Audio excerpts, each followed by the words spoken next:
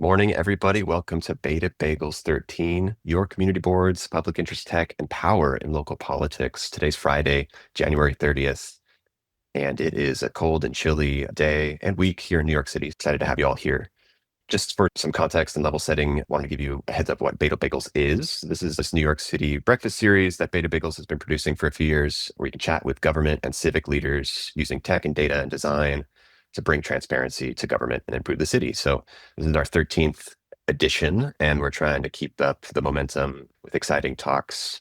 So, we're kicking this one off for 2026 to talk about community boards, which is really timely since community board applications are open and the deadlines are coming up. So we want to get people involved in their local community boards. Very quickly with the agenda. So we're going to kick off shortly. Then we'll have a conversation with our 5 panelists with Noel, Austin, Teon, Celeste, and Z.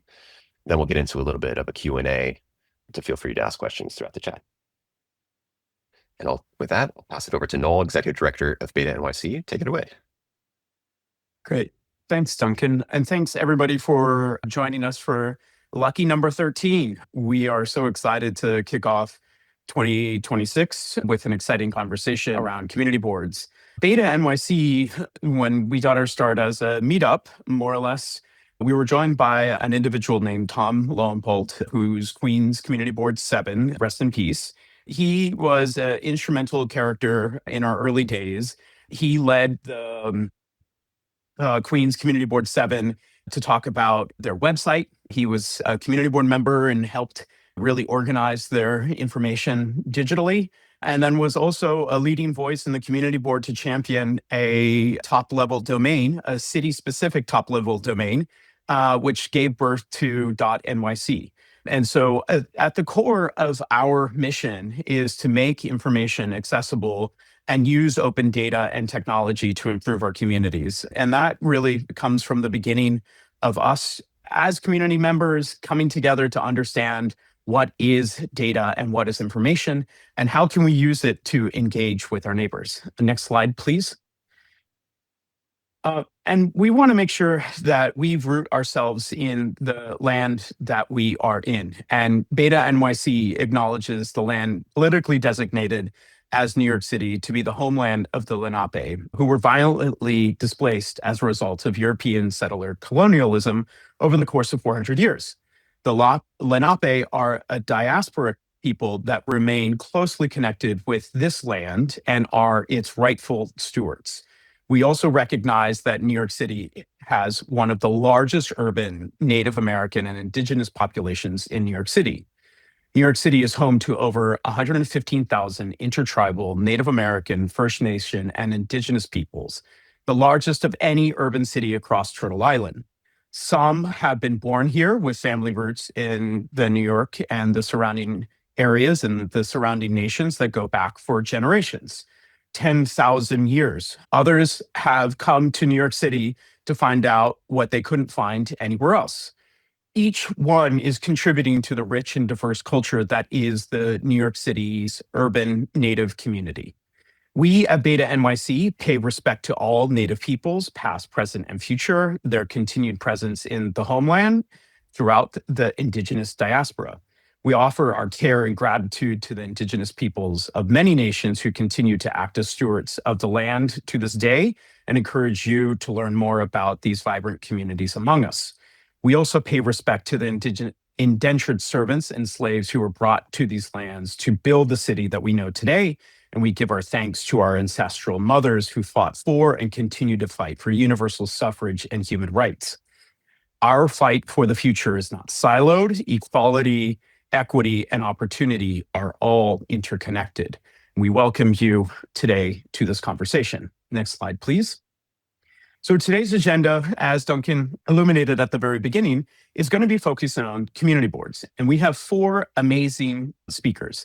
Next slide, please. First, we have Celeste, León, Brooklyn Community Board 4 District Manager, who is also an award-winning district manager, might I add.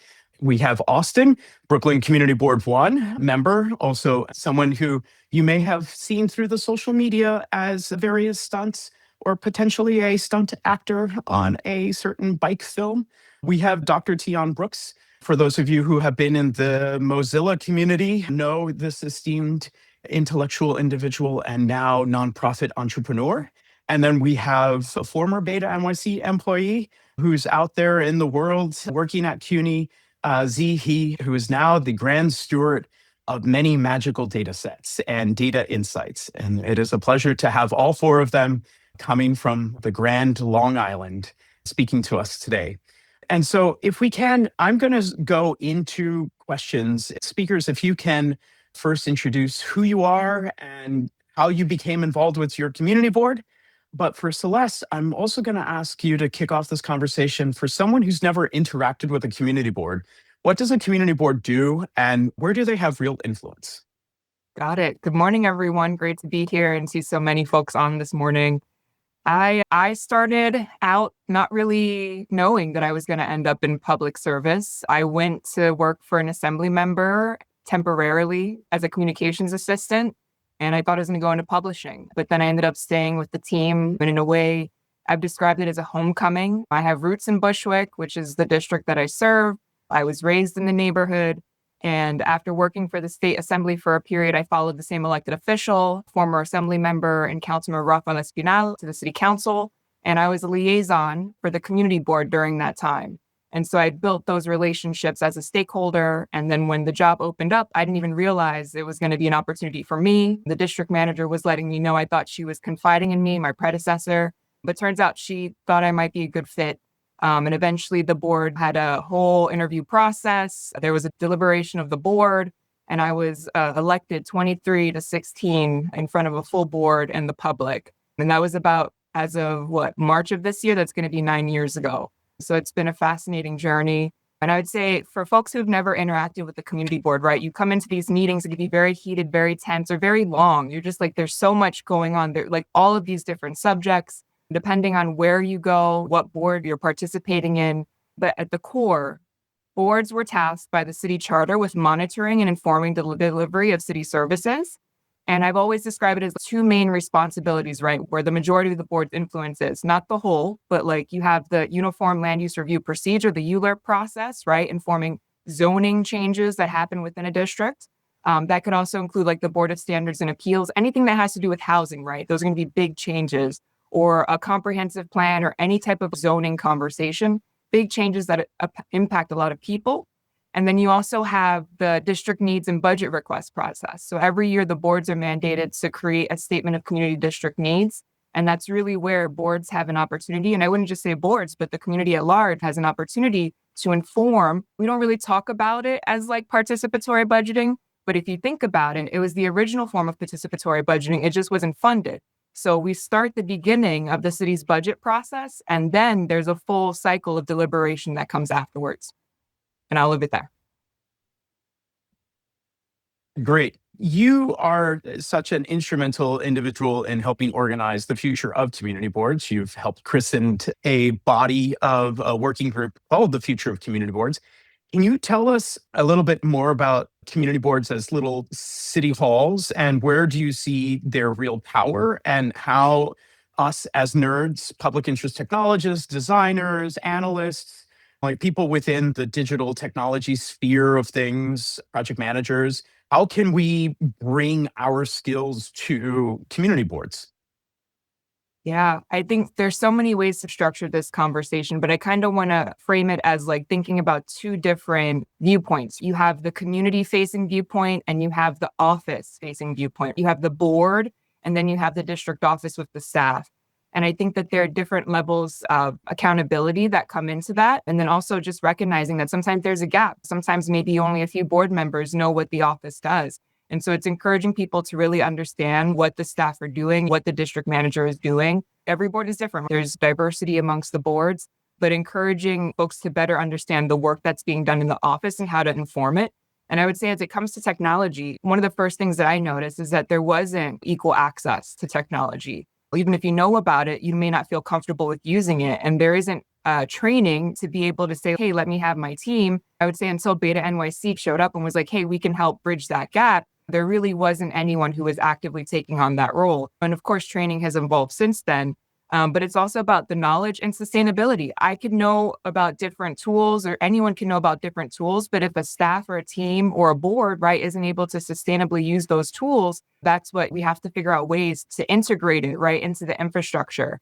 And so I think I'm going to leave that. That's kind of like the district office version. And then when it comes to community, there's so much information out there, right? It can be overwhelming. If anyone's ever tried to read OMB documents, like good luck. But that is where technology comes in, because whether it's with AI or with Airtable, any of these tools that are supposed to make life easier, like imagine the reports that you could create to make accountability that much easier. And it's not just about having that information and consolidating it, but empowering folks to take it to the next level, show up to that city council hearing, surprise them. And there are many people who do this, but how equitably is that happening across the city? And are all communities represented in that process? And so I think that's a preview is how I would answer that question. Excellent. Great. Thank you. Austin, can you tell us a little bit about how you came involved with your community board? And what are some examples of survey design and digital interfaces or data analytics that have helped you advocate more effectively?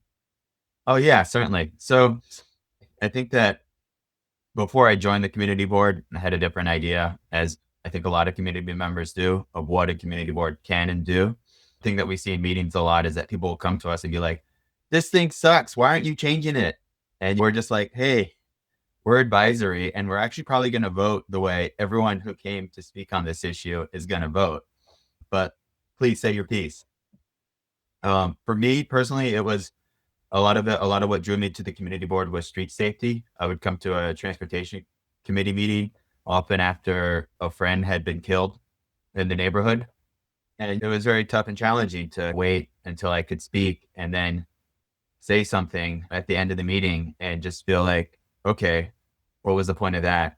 The community board does have a role in street safety. Don't get me wrong there.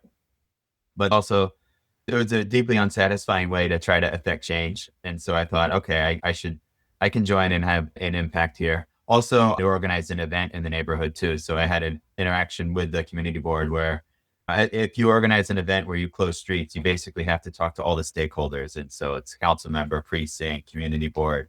And so that was actually a positive experience I had with the community board. But then when I joined in 2023, it was intimidating. We were still virtual. So you join and it's a bunch of heads that some of them you don't know. It's what are the rules about speaking? The whole thing was a little bit scary. And then when we went back to in person, it was a little bit easier to interact with people and understand what roles we can take and what we can do. I would say, like, coming back to the data visualization and how we use that, the one thing that has been really effective in the transportation committee meetings has been Crash Mapper, actually. That's a great resource for representing the harms that exist on our streets for people in cars, people on foot, people on bikes, everyone. And that's something that often, like in a meeting, we'll have people who say, this street isn't safe. Or they'll say, we have people that say that. But then we also have people say that, no, it's totally safe. I don't think there's anything wrong with it. And then Crash Mapper, we can just be like, look at this giant orange strip on Greenpoint Avenue or Broadway or these other streets that need improvement in the neighborhood. Crash Mapper has been huge. We also have some projects that we've been working with fellows for the FCMY last year and then this year. And we've been leveraging all of the paperwork that we've accumulated over the years for land use, for environmental committee. And so they've visualized that on ArcGIS. We have these interactive maps of those projects. And then also that's been being entered into Airtable. And so we're developing Airtable as a matrix where, you know, you can look up an address and you can see the environmental committee issues with that. You can see the land use issues with that. You can see the SLA issues with that. That's our end goal. And we're currently working with a fellow on all the SLA data. So that's being entered and we're working on that right now. Particularly the environmental map that we created, I think it's particularly valuable because that didn't exist in any unified manner for the neighborhood before. But now we have everything, whether it's EPA, DEP, DEC, like all of these different agencies that have their own environmental projects are now unified into one visualization that, since it's ArcGIS, it actually, you can see like the impact. It's not just a bubble of, oh, there's a thing here. You can see the impact across the district and where it spans and what's affected. So it's been really great to bring CB1 into this century. Thank you for your service to our neighborhood. I'm also a Brooklyn CB1 resident. Yeah, great. Thank you, Austin. By the way, if you have any questions for the panelists and speakers, you can feel free to put them in our chat. Austin was talking about community planning fellows from the Fund for the City of New York. FCNY's Community Planning Fellows. That's actually a program that's open to all grad students who are in the urban planning field. And it's not just for community boards, though historically it has been for community boards. So if you're an urban planning grad student in New York City, you can apply to this particular program, and then you get assigned to a community board or to a community-based organization that's trying to use sophisticated tools, surveys, visualizations, mapping, analytics, but it's a fantastic program, and you can find out more about it in our chat, and we'll also have a link to it in our speaker notes. So great. Thank you, Austin. Now to Z. Please introduce yourself, how you came connected to your community board, and for people who are within the public interest tech and responsible tech and data communities, why should we be joining community boards, and what impact do we have realistically? Thanks, Noel. Hey, I'm Z. I basically started on the other end, so I didn't know what community boards were. And then I started as an intern at the Manhattan Borough President's office, where they oversee the Manhattan community boards. So there's where I started learning what they did. And then when I joined BetaNYC, I learned what is the need, as Celeste said. A lot of these boards really need technology help in the district office. A lot of them are still doing stuff in paper, so moving stuff to even Excel or Airtable is very advanced for them. So training their members was really a learning experience for me to see any technology can help the board. And then from there, we started doing more mapping projects. And then we started building more full-blown tools to help community board members and the board staff better understand what was going on in the community, and then also advocate in a much more larger scale than they previously could by making reports or whatnot. But after I left BetaNYC, I thought it was an optimal opportunity to be more active in my local community board. And they've seen my work when I was at BetaNYC, so they really trusted me. And I got appointed, and they appointed me to a couple of committees where I'm the tech advisor, where I make maps, and it's really fun to interact with folks.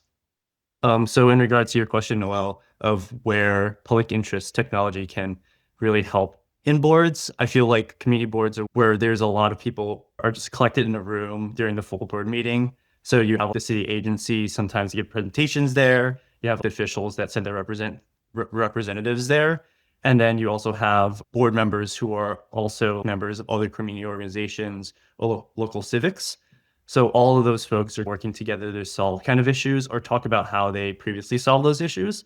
So you get a really good list of what is going on in your community. And from there, you can start to build tools. You can start learning about the local civics, the history, the vision that's going on.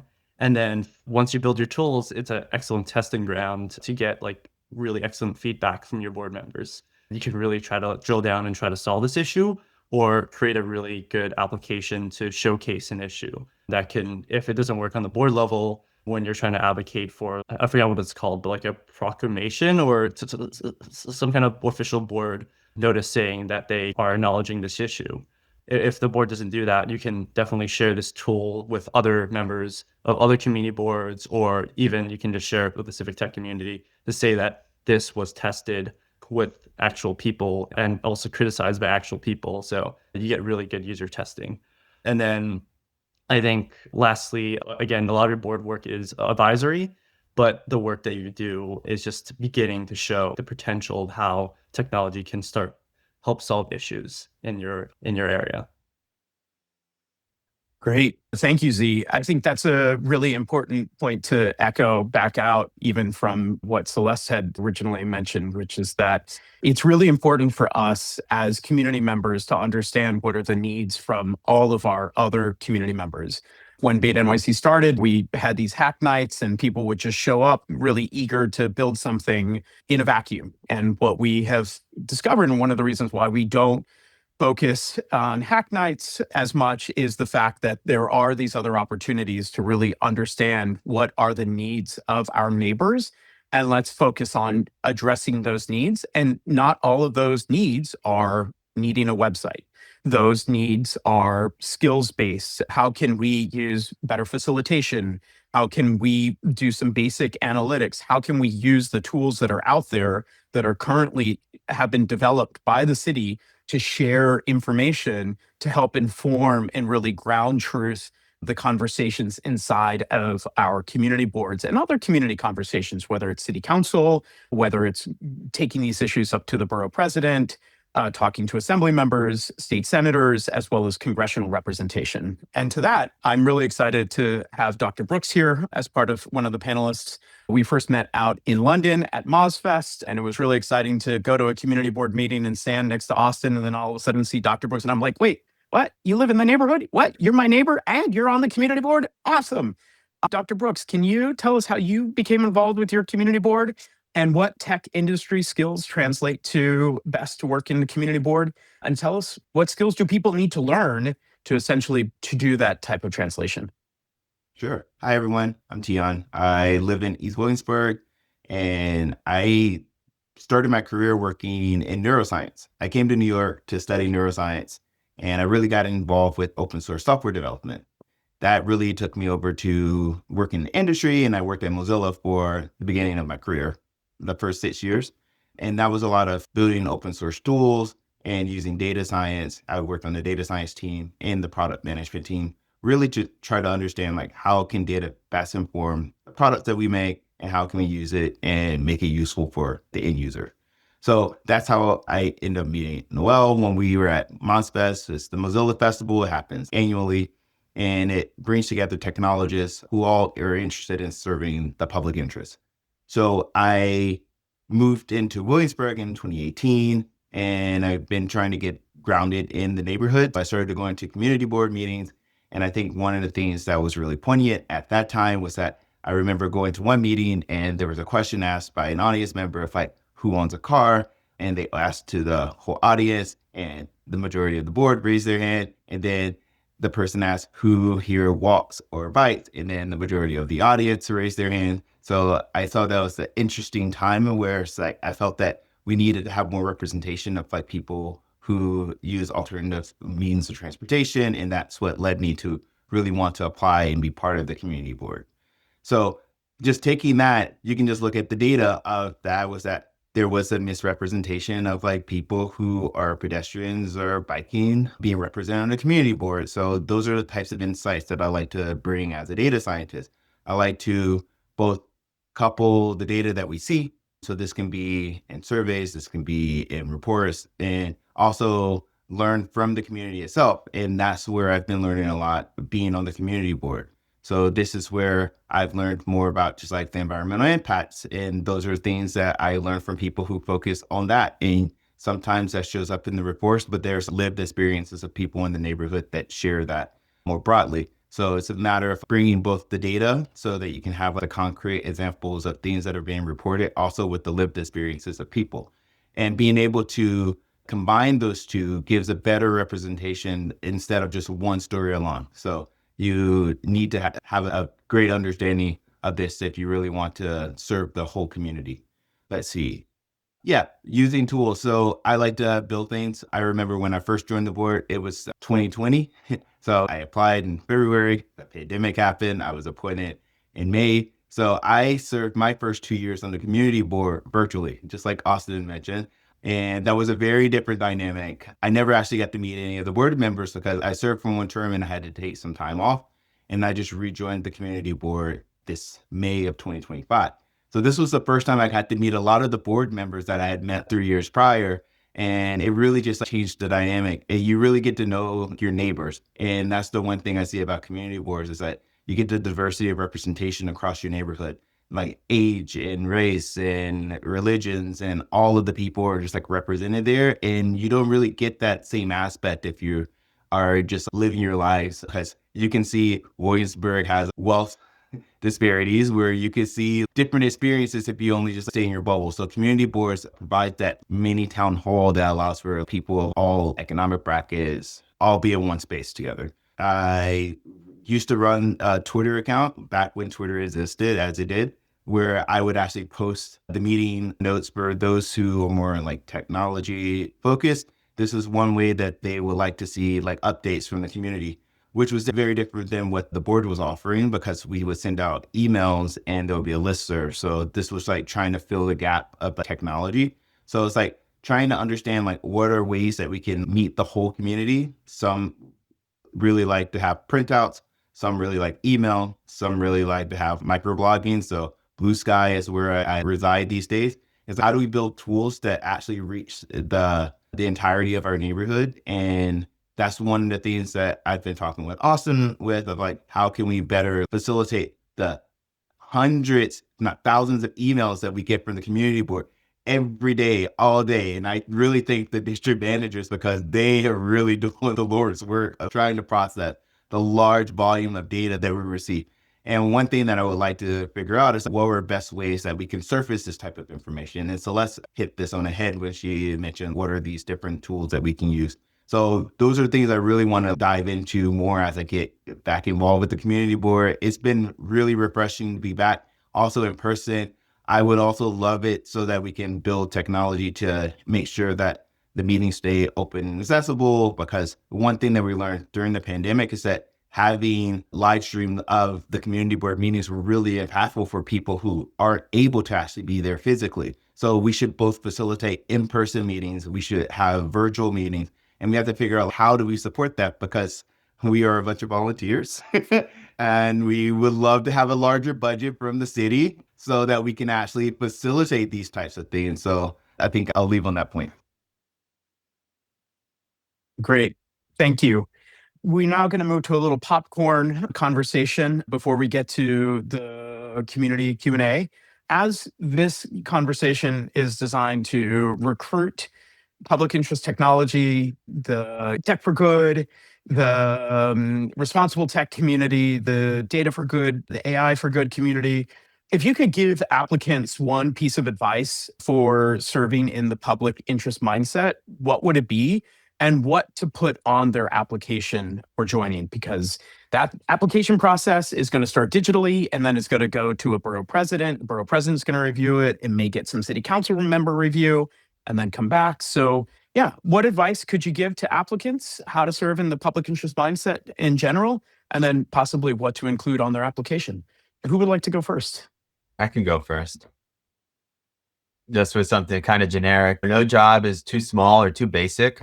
The challenges that are in the office and a community board are probably something that may have been solved 20 years ago, but it just hasn't been implemented there. And if you implement it, you will be a hero to that office and that neighborhood.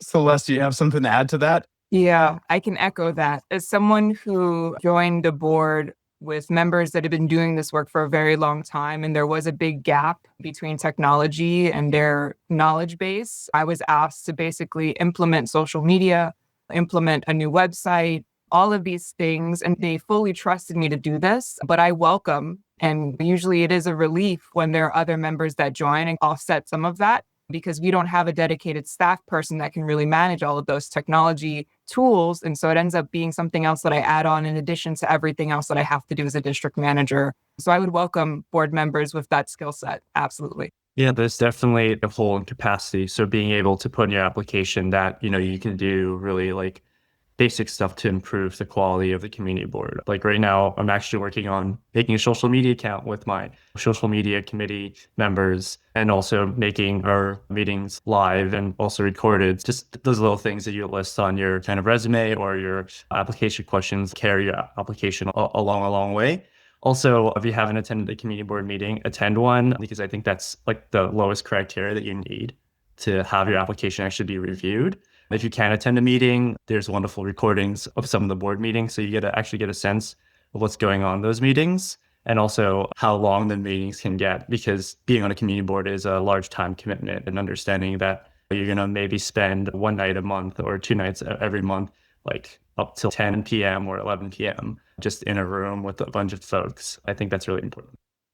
If I can just add one more thing, public membership is also an option at most boards. So if you don't have the ability to make the full commitment as a board member, you can speak to your community board about becoming a public member. Usually it's just you're assigned to one committee and you just focus on that committee itself.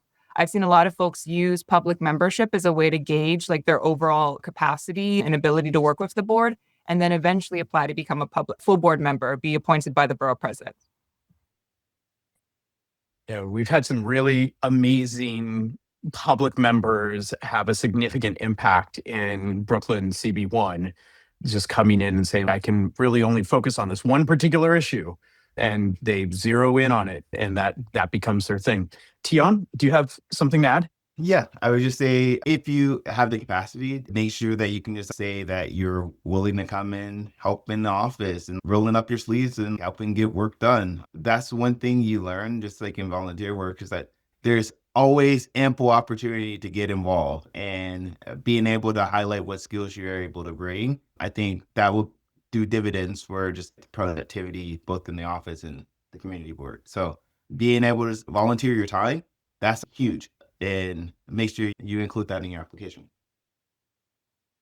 Great. Howard has a comment or a question that's pertaining to this. What's the time commitment outside of meetings? How many hours per week or month would you say? I know it can sometimes feel all encompassing, but have any of you tried to quantify that involvement?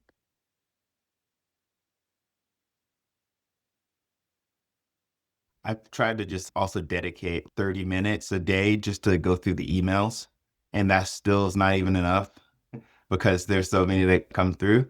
But yeah, I'm on 2 committees. So I have the committees that I'm on plus the full board meeting. Meetings are usually like around, I would say 2 hours just, but full board meetings around at least like 3 to 4. CB1, there's always lots of topics that come up.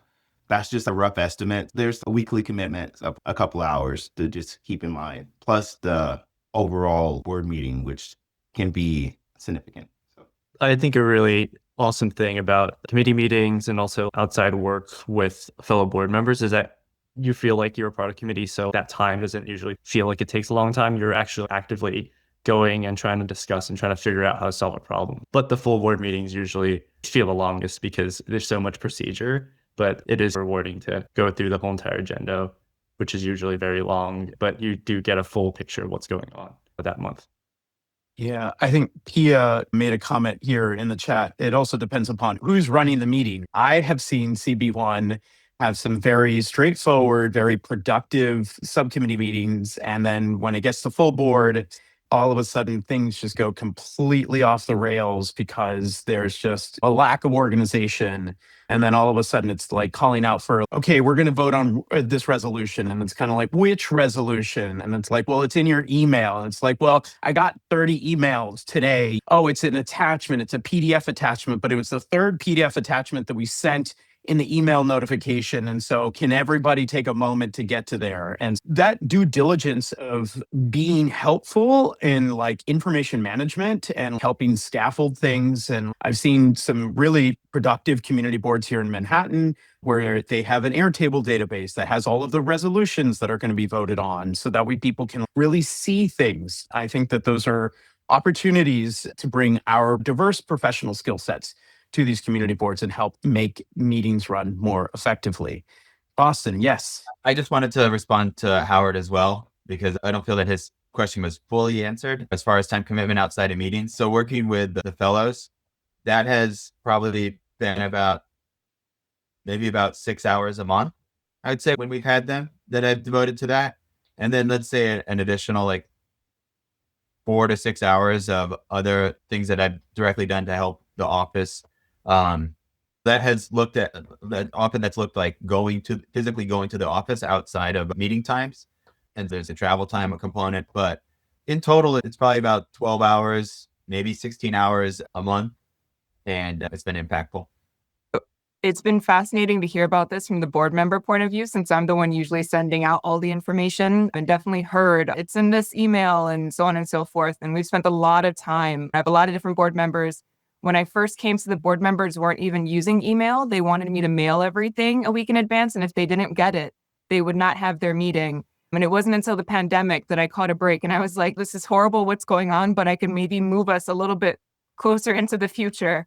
Very difficult. But I would say it really depends. Any volunteer opportunities, what you make of it. And so there are some board members that really just want to keep it to one committee, one full board meeting, and I'm just going to do those two things. That is what I can commit to. But if you're a committee chair, for instance, and you're taking on more like leadership and responsibility, that means you're going to probably be speaking to the district manager. You may have executive board meetings or however your board functions. Especially if you want to take on projects, I really think it is about what you're interested in, what the board needs, and then how you make that happen and your, of course, ability to support that.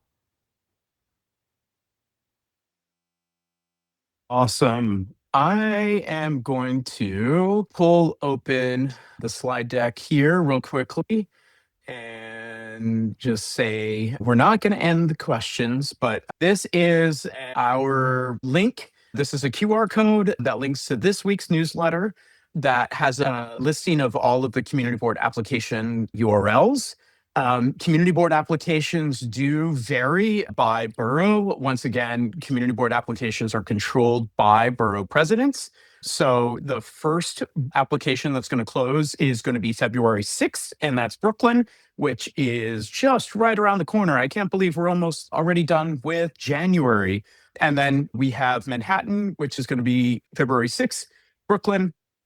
Then we have Queens right before Valentine's Day. Then we have Manhattan, and last to close is March 9th, which is the Bronx, which just opened up their applications.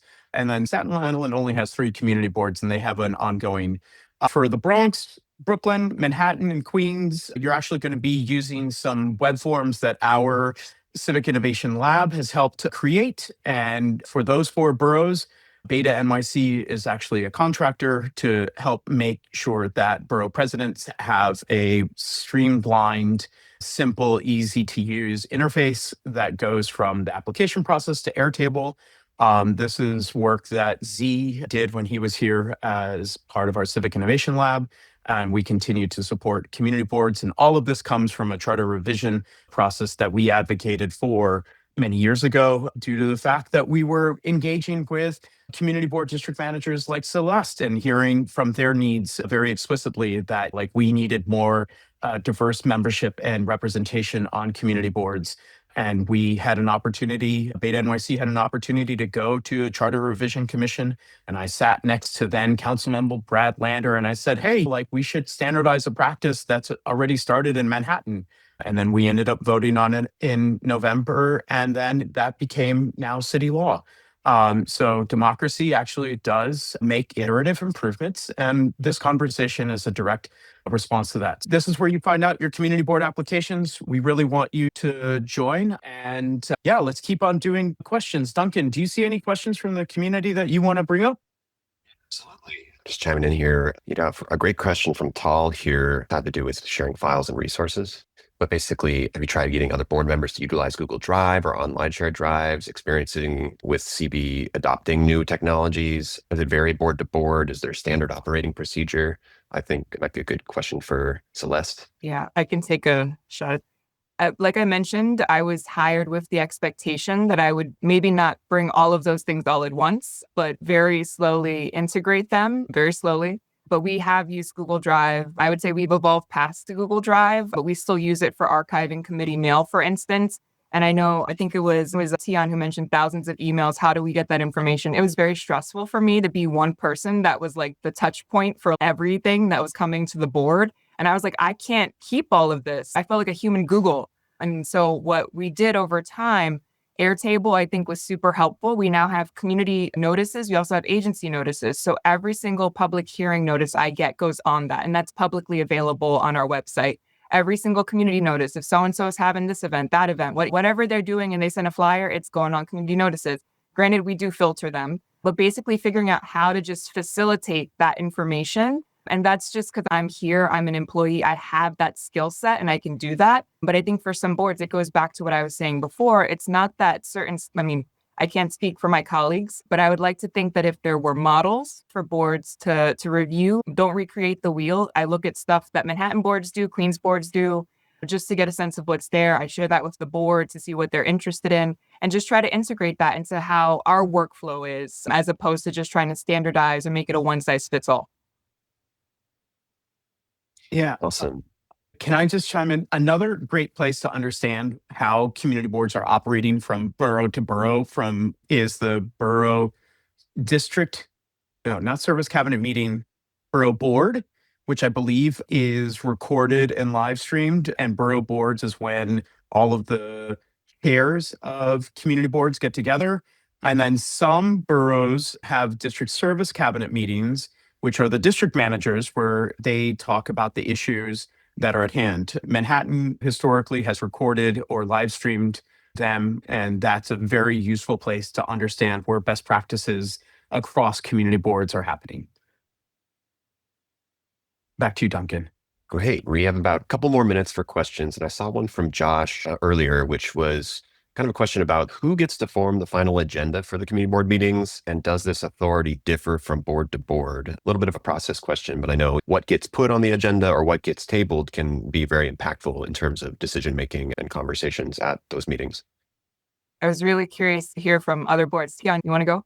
Yeah, I think from our community board, it's usually like the board chair and the executive board. They are the ones who set the agenda. We vote on the agenda at the meeting as well. So that's usually how it goes.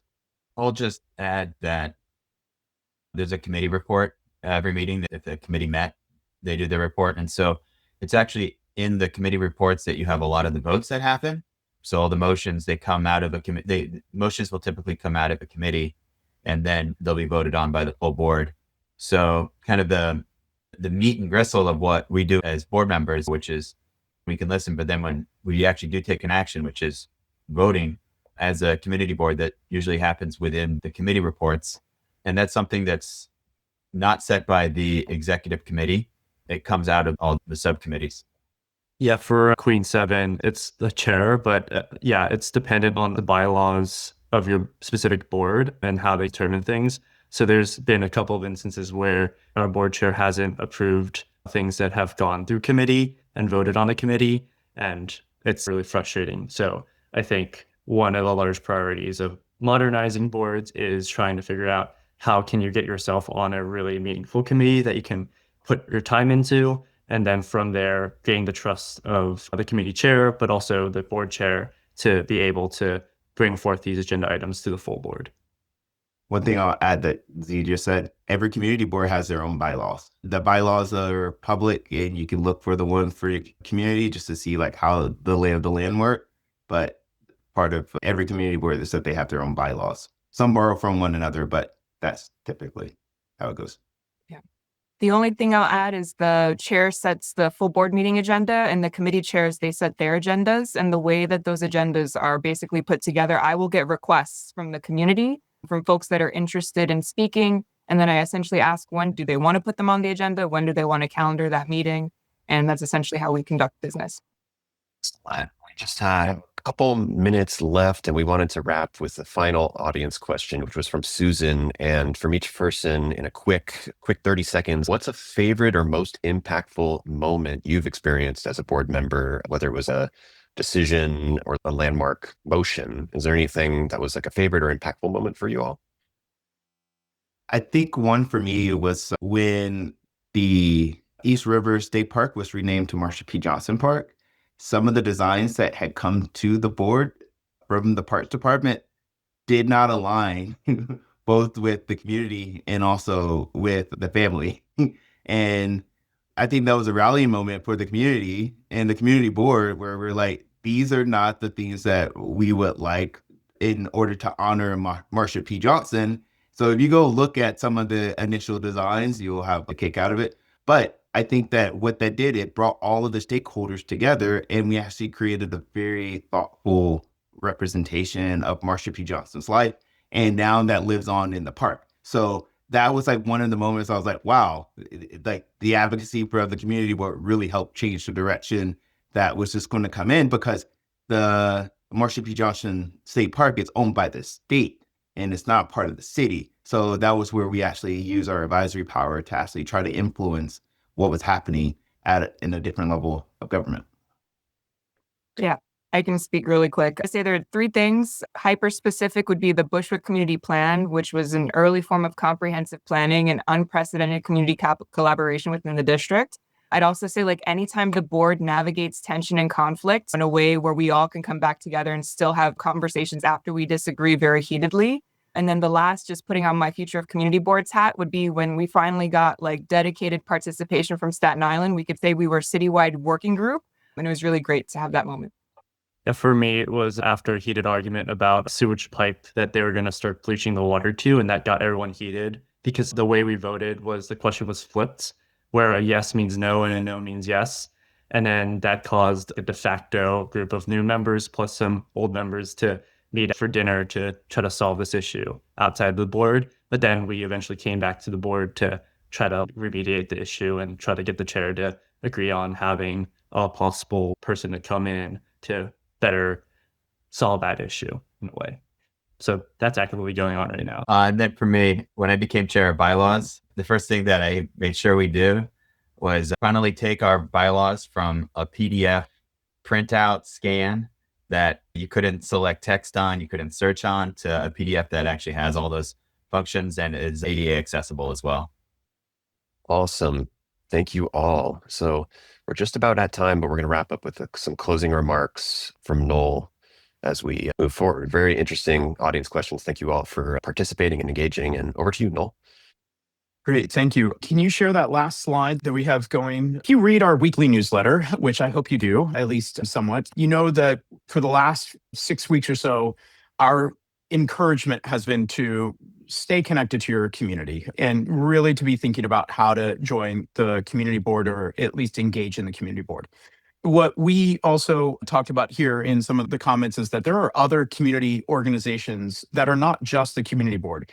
Every borough president has a solid waste advisory board, or at least is supposed to be chairing a solid waste advisory board. And that's a huge opportunity to talk about the things that we are literally throwing out onto the curb and how those things are being disposed of. It also is inclusive of how our wastewater treatment system is in place, and start thinking about what do we do about we have a combined sewage overflow system, right? Which means that every time it rains, everything goes into the sewers, which then ultimately ends up in our waterways. What are the things that we can be advocating for that are within the civic toolkit to help make sure that we have clean waterways? What are the tools that we can be bringing to the table to ensure that we're not just seeing mounds of trash out on the sidewalk? Granted, that is in the process. But there are other commissions that are out there. And with this new administration, there are unique opportunities to bring our skills to the broad collection of our civic operations. At the end of March, we will be celebrating the 10th Open Data Week. And we will also conclude with NYC School of Data, which we just announced yesterday in our newsletter is going to be a 2-day event. Saturday is going to be that traditional conference that we all know and love, where we will be taking over CUNY Law School. And then Sunday is going to be an unconference, where we will be able to take the issues that we couldn't necessarily properly curate and have a platform for the community to talk about data, technology, AI, just to do some community teach-ins. We're keeping Sunday at School of Data a very open and flexible way to talk about the emergent issues that are within our neighborhoods, that are within our city, that are within our nation, and the crises that we're facing. And so we really want you as the public interest tech community, the responsible tech community, to be showing up and joining in solidarity with our neighbors to address the issues that we all face. Websites, while are helpful for addressing these issues, do not solve the issues. It is our labor and our volunteering and our work with our neighbors that will address these particular issues. So we want to thank you for joining us today. Thank you, Duncan and the BetaNYC team, for giving the virtual support. And thank you to Dr. Brooks, to Celeste, to Austin, and to Z for joining us as speakers and talking about your experiences, your insights, and the opportunities that our community can be bringing to solve and address the issues that are pressing within our neighborhood.